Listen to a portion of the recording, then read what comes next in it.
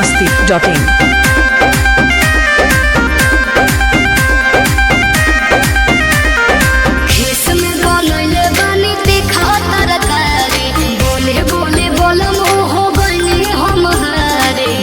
करेलू ना ना हम तो खुश बनी खीस में बनैले बनी तीखा तरकारी बोले बोली बोलम हो बनी हम हारे आँख बाटे लाल अभी भी होली हटाल आज खाना में कूट के कूटानी लहसुन मिर्चा के चटनी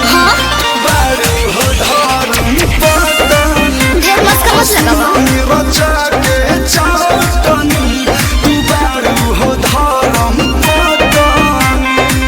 हे हे हे हे हटो हे हे देखो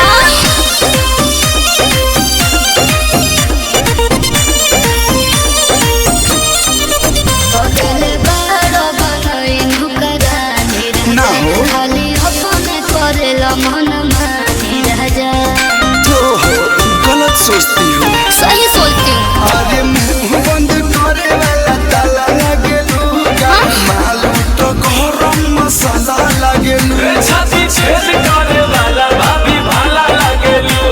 तो मालूम नहीं आज पटी गरम मिजाज आज पीछे न हटिए होतानी लहसुन मिर्चा के चटनी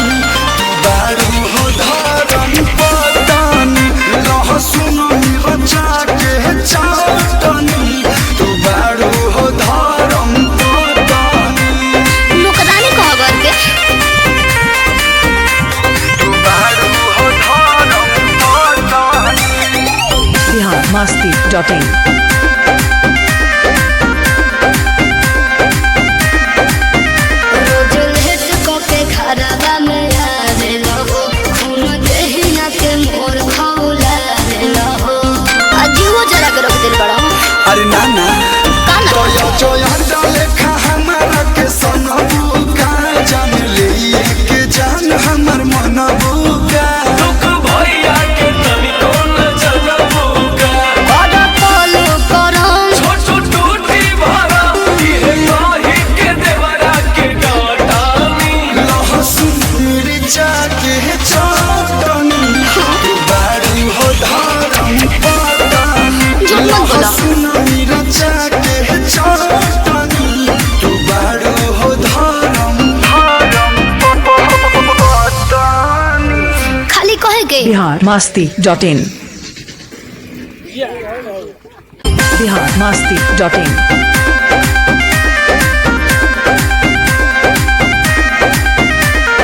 खीस में बनैले बनी तीखा तरकारी बोले बोले बोलम हो बनी हम हारे गुस्सा करेलू